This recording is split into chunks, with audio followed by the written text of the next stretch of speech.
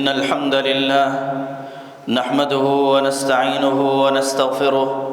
ونعوذ بالله من شرور أنفسنا ومن سيئات أعمالنا من يهده الله فلا مضل له ومن يضلل فلا هادي له أشهد أن لا إله إلا الله وحده لا شريك له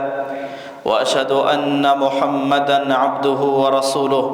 اللهم صل على محمد وعلى آل محمد كما صليت على إبراهيم وعلى آل إبراهيم إنك حميد مجيد اللهم بارك على محمد وعلى آل محمد كما باركت على إبراهيم وعلى آل إبراهيم إنك حميد مجيد أما بعد فإن خير الحديث كتاب الله وخير الهدي هدي محمد صلى الله عليه وسلم وشر الأمور محدثاتها وكل محدثة بدعة وكل بدعة ضلالة وكل ضلالة في النار يا أيها الذين آمنوا اتقوا الله حق تقاته ولا تموتن إلا وأنتم مسلمون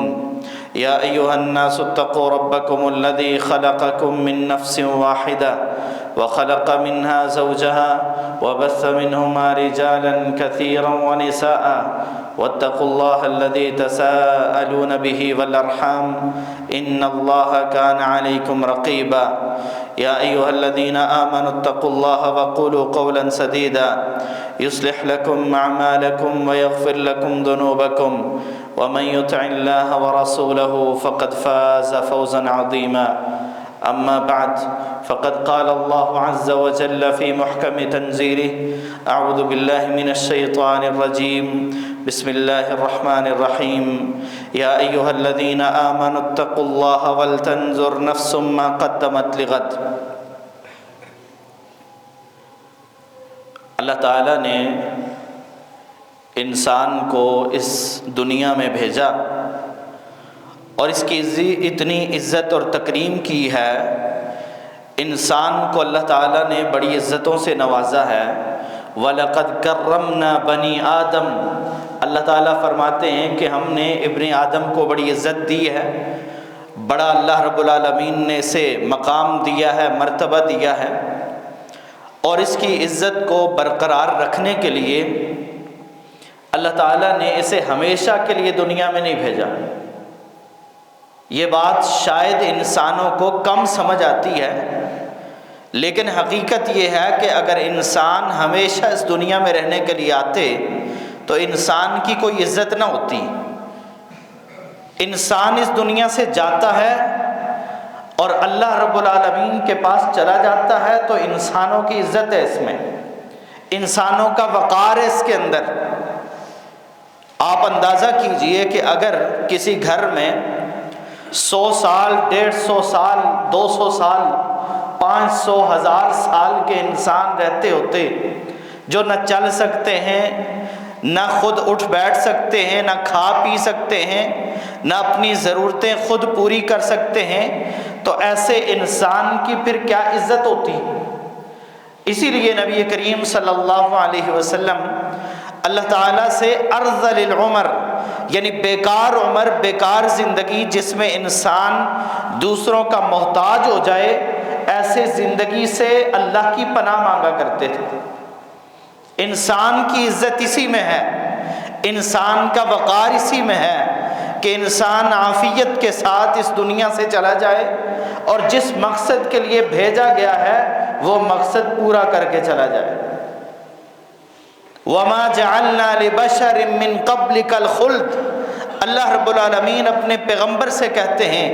کہ پیغمبر دو جہاں صلی اللہ علیہ وسلم،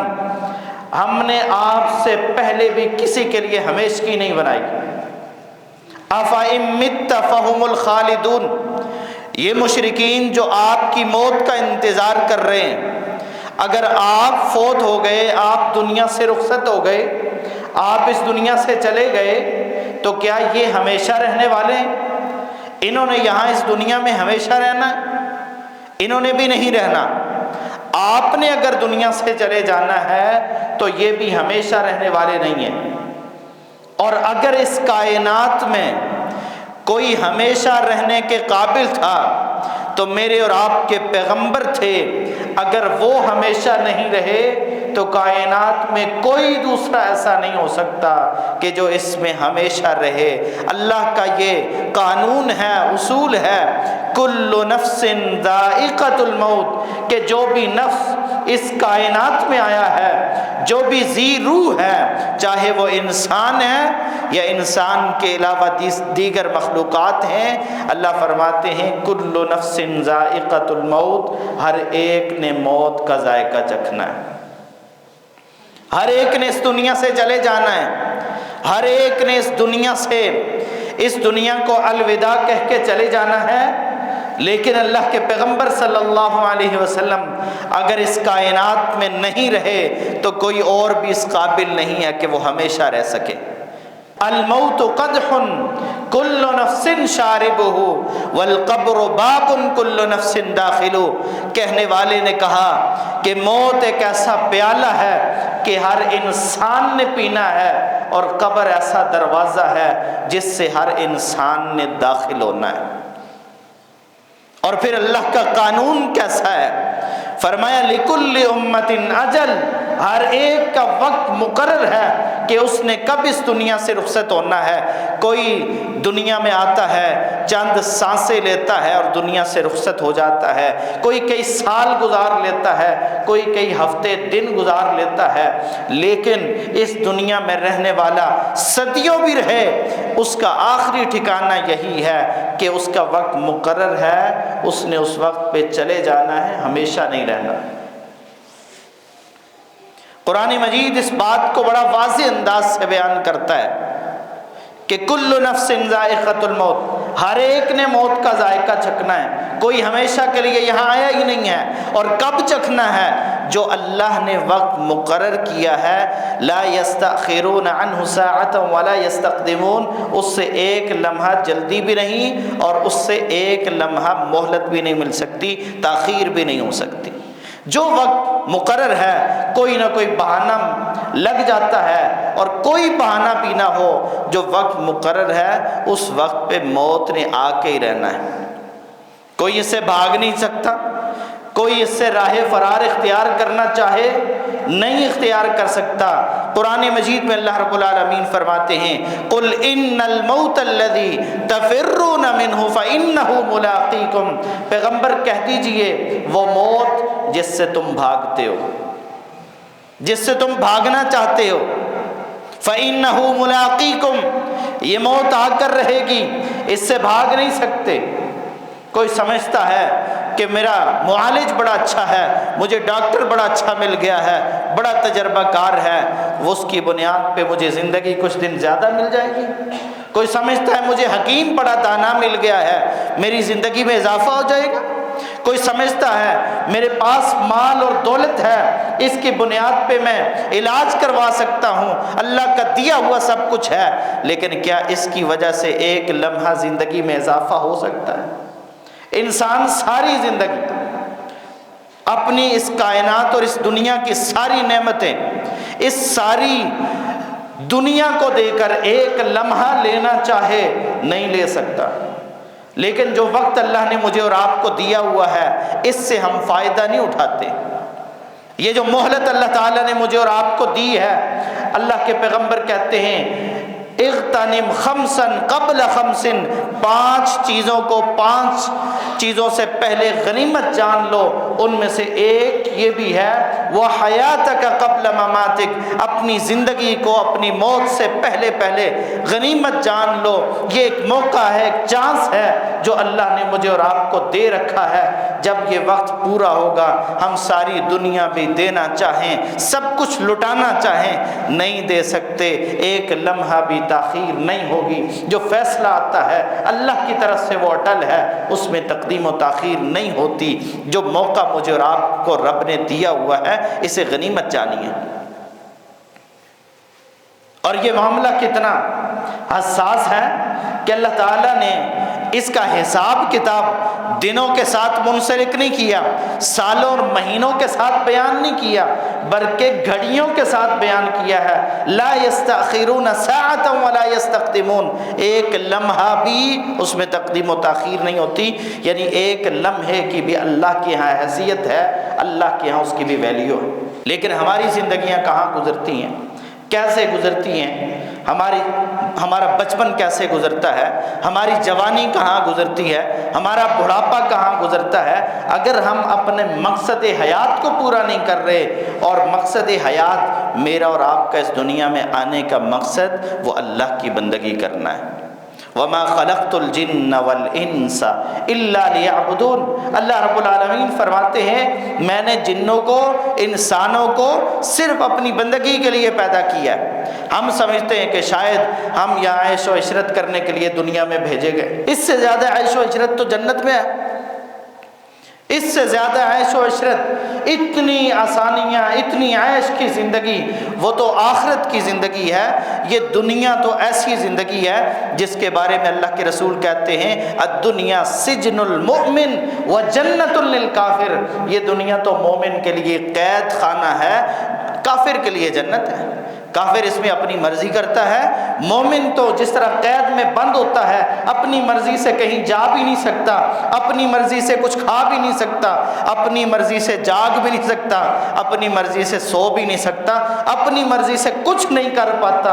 ایک مومن کی زندگی اس دنیا میں ایسی ہوتی ہے کہ وہ اپنی مرضی سے چلتا پھرتا نہیں ہے، وہ رب کی اجازت اور رب کے حکم کے مطابق کھاتا ہے تو رب کی اجازت کے مطابق، سوتا ہے تو رب کی اجازت کے مطابق، کہیں آتا جاتا ہے تو رب کے حکم اور رب کی اجازت کے مطابق۔ یہ دنیا کی زندگی ایک مومن کے لیے قید کی حیثیت رکھتی ہے، ایک قید خانہ ہے، ایک جیل ہے جس میں یہ اللہ کی مرضی کے مطابق زندگی گزارتا ہے۔ اور یہ بندہ جب اللہ کی مرضی کی زندگی گزار کے رب کے پاس جاتا ہے، پھر رب العالمین نے اس کے لیے وہ نعمتیں تیار کر رکھی ہیں جن کے بارے میں میرے اور آپ کے پیغمبر کہتے ہیں ما لا عین رأت، جو کسی آنکھ نے دیکھی نہیں ہے، جو کسی کان نے سنی نہیں ہے، جو کسی دماغ میں ان کا خیال پیدا نہیں ہو سکتا، کسی دل میں ان کی خواہش اس دنیا میں آ نہیں سکتی، کوئی تصور نہیں کر سکتا کہ وہ کتنی عظیم نعمتیں ہیں۔ پھر اللہ کی مرضی کے مطابق زندگی گزارنے والے کے لیے اللہ تعالیٰ نے ایسی زندگی آخرت کی تیار کر رکھی ہے۔ لیکن اس دنیا میں ہمیشہ نہیں رہنا۔ اگر کسی کے پاس مال ہے تو اس کا مال بھی اسے نہیں بچا سکتا، اگر کسی کے پاس کوئی عہدہ ہے، کوئی منصب ہے، اختیار ہے، کرسی ہے، تو یہاں دنیا میں تو بڑے ظلم اور زیادتیاں کر کے چلے جاتے ہیں، بڑی کرسی کا فائدہ اٹھا لیتے ہیں، لیکن اللہ کے ہاں جو فیصلہ ہے موت کا، یہ موت کسی کی کرسی کو نہیں دیکھتی، یہ کسی کے پیسے کو نہیں دیکھتی، یہ کسی کے مال کو نہیں دیکھتی، اور یہ موت کسی پہ ترس بھی نہیں کھاتی کہ فلاں آدمی بڑا ضرورت مند ہے، محتاج ہے، چھوٹے چھوٹے اس کے بچے ہیں۔ یہاں ہم دیکھتے ہیں کتنے ہی لوگ ہیں جن کی اولادیں چھوٹی چھوٹے بچے، معصوم بچے ہیں، لیکن وہ دنیا سے چلے گئے، لوگ دیکھ کے ان بچوں پہ ترس کھاتے ہیں۔ ارحم الراحمین کو ترس تو ہم سے زیادہ آتا ہے، لیکن اس کے باوجود اللہ تعالیٰ نے جو اس کا وقت مقرر کیا ہے اس میں سے اسے مہلت نہیں ملتی کہ تمہارے بچے تھوڑے بڑے ہو جائیں تو پھر آ جانا، ابھی بچے پال لو۔ یہ موت کسی کا عہدہ اور منصب بھی نہیں، مال اور دولت بھی نہیں، کسی کی غربت پہ ترس بھی نہیں کھاتی، اور کسی کی جوانی سے یہ ڈرتی بھی نہیں ہے کہ فلاں بڑا جوان ہے، بڑا کڑیل ہے، پتہ نہیں اس کے پاس جائیں تو کیا ہوگا۔ لیکن یہاں اس دنیا سے بڑے بڑے جوان بھی جاتے ہوئے اس کائنات نے دیکھے ہیں، بچے بھی دیکھے ہیں، بوڑھے بھی دیکھے ہیں۔ اس دنیا سے ہر ایک رخصت ہو جاتا ہے، کوئی اس میں ہمیشہ رہنے کے لیے آیا ہی نہیں ہے، رہ سکتا ہی نہیں ہے۔ اور اللہ کا اصول اور ضابطہ یہی ہے کہ یہاں اس دنیا سے جانے میں ہی عزت ہے، عافیت ہے، لیکن سوال یہ ہے کہ ہم اس دنیا سے جائیں تو کس حال میں جائیں۔ ہم اس دنیا سے رخصت ہو رہے ہوں تو ہماری حالت کیا ہونی چاہیے، ہماری کیفیت کیا ہونی چاہیے، ہماری تیاری کیسی ہونی چاہیے۔ میرے اور آپ کے پیغمبر سے پوچھا گیا من نکیا سننا سے یا رسول اللہ، اللہ کے رسول یہ تو بتائیے دنیا والوں کے ہاں کوئی سمجھتا ہے کہ فلاں سمجھدار ہے، کوئی کہتا ہے فلاں سمجھدار ہے، کوئی کہتا ہے فلاں نے بڑی ترقی کی ہے، بڑا سمجھدار ہے، باتیں بڑی آتی ہیں اس کو، لیکن اللہ کے رسول آپ بتائیے کہ سمجھدار ترین انسان کون ہے؟ آپ نے پھر سمجھدار انسان کے بارے میں فرمایا کہ کون سمجھدار ہے، کون عقل مند ہے، کون دانا ہے؟ فرمایا الکیس من دان نفسہ وعمل لما بعد الموت۔ سمجھدار وہ نہیں ہے جس کا لباس اچھا ہوتا ہے، سمجھدار وہ نہیں ہے جس کی گاڑی گھر بار اچھا ہوتا ہے۔ فرمایا سمجھدار وہ ہے جو موت کے بعد کی زندگی کی تیاری کر کے جاتا ہے۔ یہ دنیا مجھے اور آپ کو آخرت کی تیاری کے لیے ملی ہے، یہ موقع، یہ چانس ہمیں آخرت کی تیاری کے لیے ملا ہے۔ اگر اس میں ہم نے وہ اپنا اصل کام ہی نہیں کیا، ہم کھانے پینے عیاشیاں کرنے کے پیچھے لگ گئے اور عیاشیاں کر کے اس دنیا سے چلے گئے اور اپنے مقصد حیات کو پورا نہیں کیا، تو پھر تو وہ سمجھدار انسان نہیں ہے۔ آپ اور میں ذرا تنہائی میں بیٹھ کے اپنے آپ سے پوچھئے گا کہ ہم دنیا کے پیچھے کتنا بھاگتے ہیں؟ اسلام آباد میں پلاٹ لینے کے لیے کتنی محنت کرتے ہیں، دن رات ساری زندگی قسطیں بھرتے رہتے ہیں کہ جی فلاں جگہ 5 مرلے کا پلاٹ لیا تھا، ایک متوسط آدمی شاید اس کے قابل بھی نہیں ہوتا۔ اچھا، پھر اس کے بعد اس پہ تعمیر کرنے، گھر بنانے کے لیے ساری زندگی، آدھی زندگی اس میں گزر جاتی ہے۔ پھر جب گھر بنا کے تیار ہوتے ہیں، خود سیڑھیاں چڑھنے کے قابل نہیں ہوتے، پھر اولاد کے لیے چھوڑ کے جاتے ہیں۔ ہماری اس زندگی کا سارا جمع پوجی، جو کچھ معاملات ہیں، بس اتنے سارے ہوتے ہیں، اور اس کے مقابلے میں وہ آخرت کی زندگی جس کی تیاری کے لیے ہمیں بھیجا گیا ہے، جس کی نعمتوں کا انسان تصور نہیں کر سکتا، جو ہمیشہ باقی رہنے والی زندگی ہے، اور جس میں داخل ہونے والا جو سب سے ادنا ترین جنتی ہوگا، جو آخری جنتی ہوگا، جہنم سے نکال کر جسے آخری شخص کو جنت میں داخل کیا جائے گا، اللہ کے رسول فرماتے ہیں، اللہ تعالیٰ فرمائیں گے کہ جنت میں داخل ہو جاؤ۔ کہے گا اللہ جنت میں تو جگہ ہی کوئی نہیں ہے، ساری جگہ تو لوگوں کو مل گئی ہے، جس نے جہاں جانا تھا وہ وہاں پہنچ گیا، میرے لیے تو وہاں جگہ ہی باقی نہیں ہے۔ اللہ رب العالمین کہیں گے تمہیں کتنی جگہ چاہیے؟ کیا تمہیں دنیا کے ایک بادشاہ جتنی جگہ چاہیے؟ ایک دنیا کے برابر جگہ کافی ہے؟ کہے گا اللہ کافی ہے۔ کہا 1 کے برابر، 2 کے برابر؟ بالآخر اللہ کے رسول نے فرمایا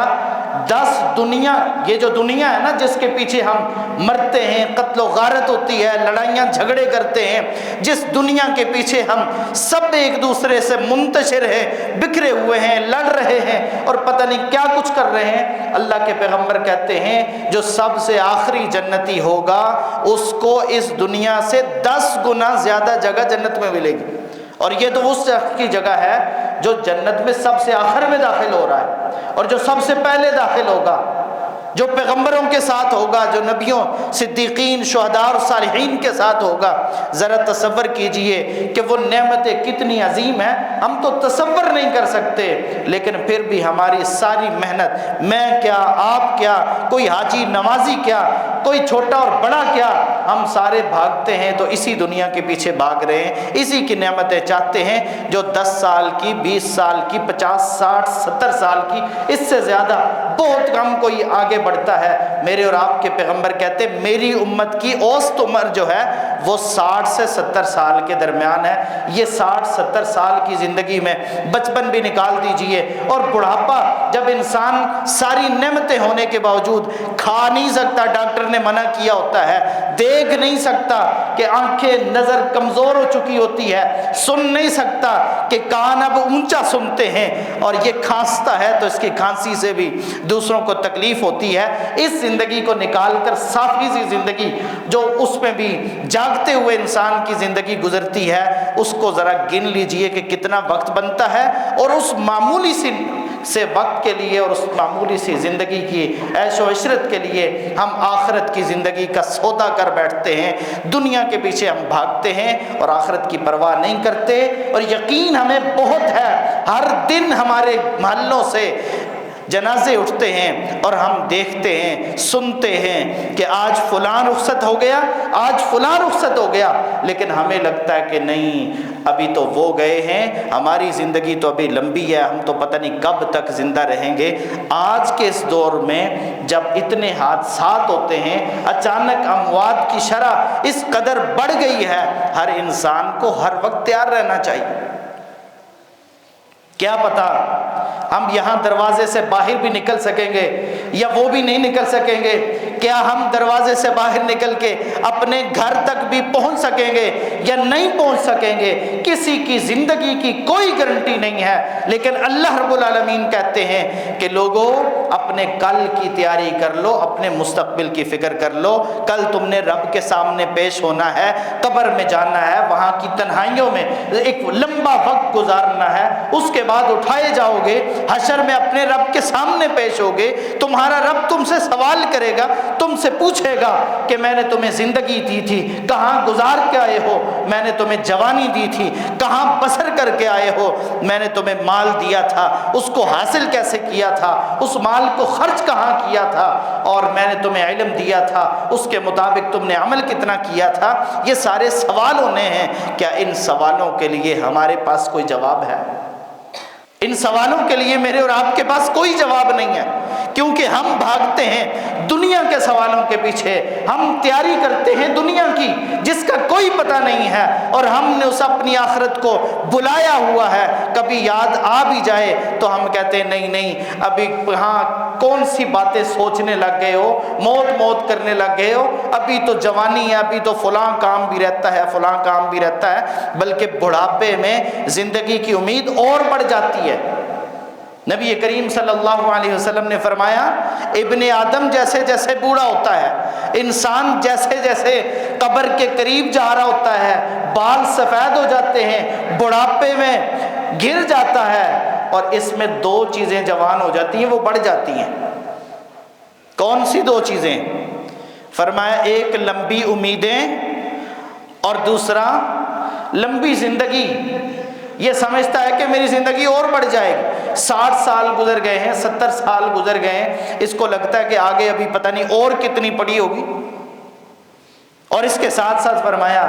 کہ اس کی امیدیں، خواہشات بڑھ جاتی ہیں اس کی،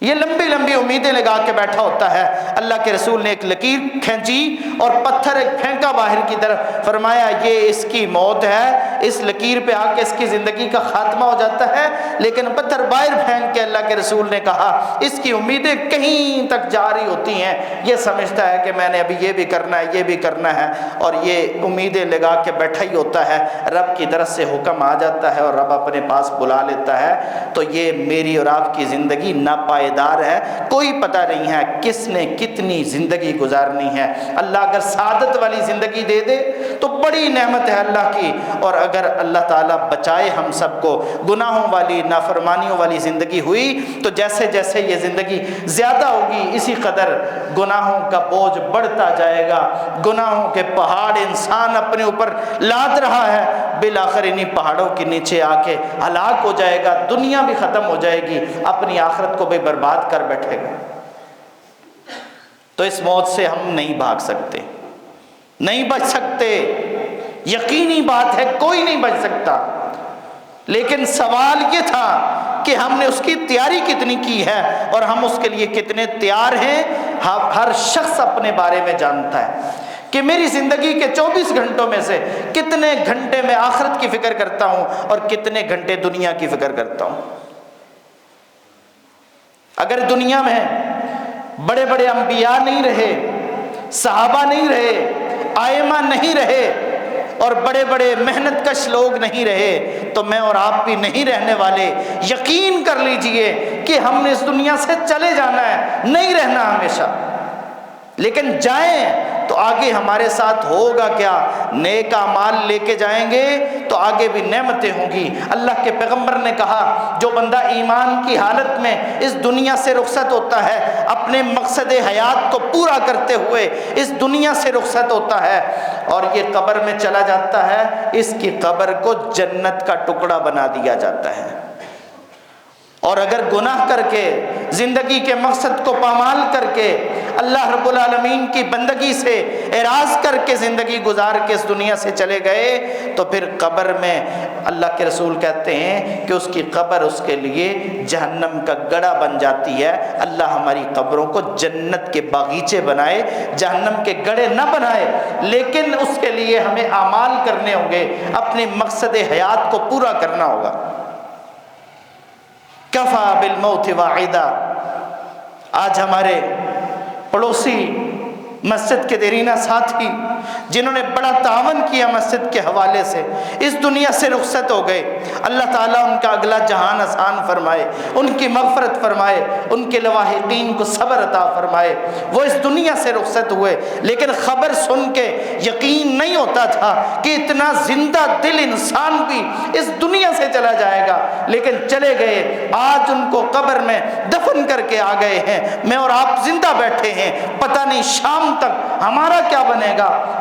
ہم میں سے کس کی باری ہے۔ کفا بالموت واعدا، واعظ و نصیحت کے لیے لمبی چوڑی تقریروں کی ضرورت نہیں ہوتی۔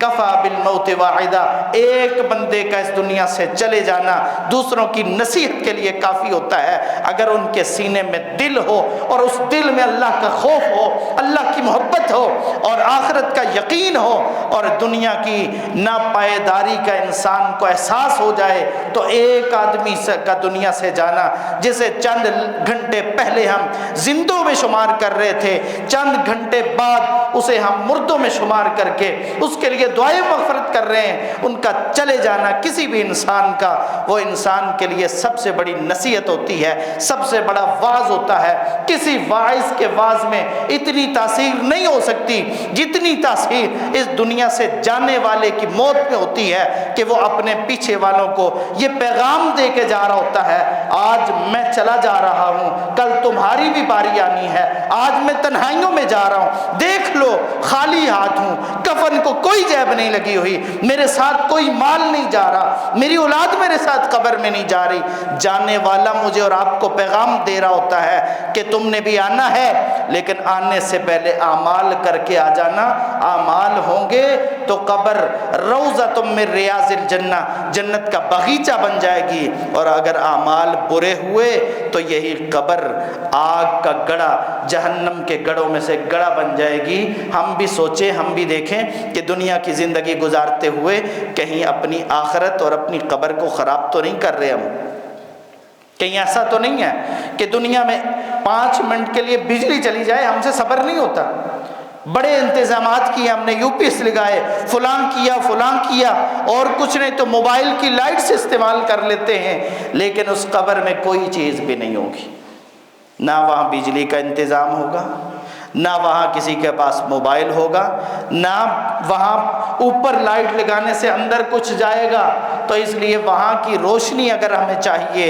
تو وہ میرے اور آپ کے اچھے اعمال سے ہوگی، وہ نماز پڑھنے سے ہوگی، وہ قرآن پڑھنے سے ہوگی، وہ اللہ کے دین پہ چلنے سے ہوگی، وہ دوسروں کے حقوق ادا کرنے سے ہوگی، وہ صلہ رحمی سے ہوگی، وہ اچھے اخلاق سے ہوگی، وہ اللہ کی مرضی کے مطابق زندگی گزارنے سے وہاں کی روشنی ملے گی۔ دنیا کی روشنی خرید لی جاتی ہے، قبر کی روشنی خریدی نہیں جا سکتی، اس کے لیے پہلے تیاری کرنی پڑتی ہے، اور پھر آخرت کی تنہائیاں، رب کے سامنے پیش ہونے کا احساس جس انسان کو ہو جاتا ہے، وہ انسان اپنی زندگی برباد کر کے نہیں جاتا، اپنی زندگی کو ضائع کر کے نہیں جاتا، بلکہ وہ اپنی زندگی میں اپنی آخرت کی تیاری کرتا ہے، کیونکہ مجھے اور آپ کو بھیجا ہی اس لیے گیا ہے کہ ہم نے جنت میں جانا ہے، جنت ہمارے لیے اللہ نے تیار کی ہے، بس ہم دنیا میں رہتے ہوئے اس جنت کے لیے اعمال کریں۔ اللہ رب العالمین کی رحمت کو حاصل کرنے کے لیے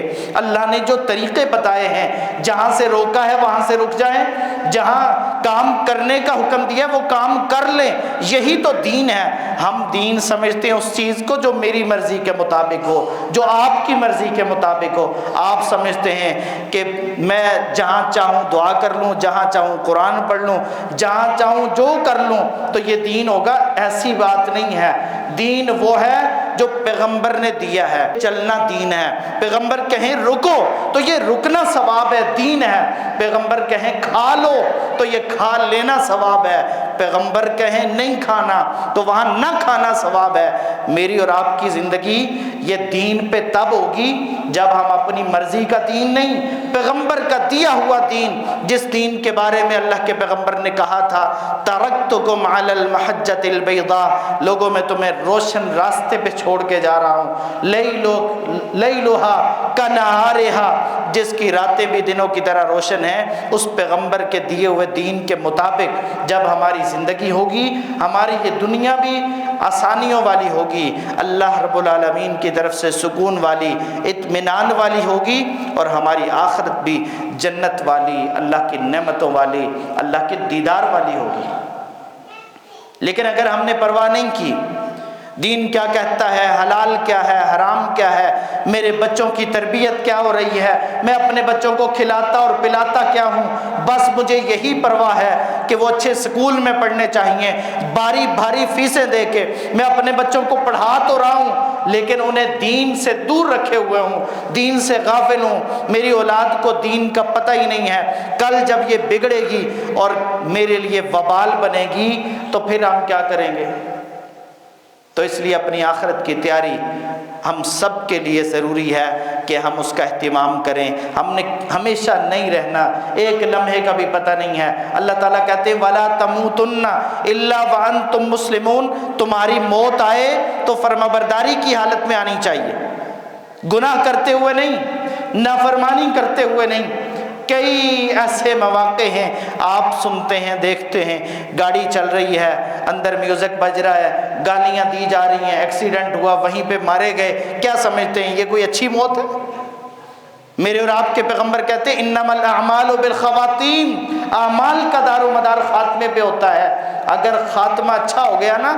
تو یہ کامیابی ہوتی ہے انسان کے لیے، کامیابی کی خوشخبری ہوتی ہے، اور اگر خاتمہ ہی اچھا نہیں ہوا تو آگے پھر کیا امید رکھی جا سکتی ہے؟ اس لیے کام کرنے سے پہلے، کوئی بھی گناہ کرنے سے پہلے انسان کو سوچ لینا چاہیے کہ اگر یہ گناہ کرتے ہوئے، کسی پہ ظلم کرتے ہوئے، اللہ کی نافرمانی کرتے ہوئے، تنہائی میں اللہ رب العالمین کی بغاوت کرتے ہوئے اگر میرے اوپر موت آ گئی تو میرا انجام کیا ہوگا؟ اگر موت کا پیغام آ گیا تو میرے ساتھ کیا ہوگا؟ اس لیے اپنی زندگیوں کو ہمیں بہتر بنانے کی ضرورت ہے۔ اللہ تعالیٰ ہمیں توفیق عطا فرمائے کہ ہم دین پر چلنے والی زندگی اللہ سے مانگیں اور حسن خاتمہ، اچھے خاتمے اور اچھی رخصتی کی اللہ رب العالمین سے امید بھی رکھیں اور اللہ سے سوال بھی کریں اور اس کے لیے محنت بھی کریں۔ اللہ تعالیٰ ہمیں کتاب و سنت کے مطابق زندگی گزارنے کی توفیق عطا فرمائے۔ وآخر دعوانا ان الحمد للہ رب العالمین۔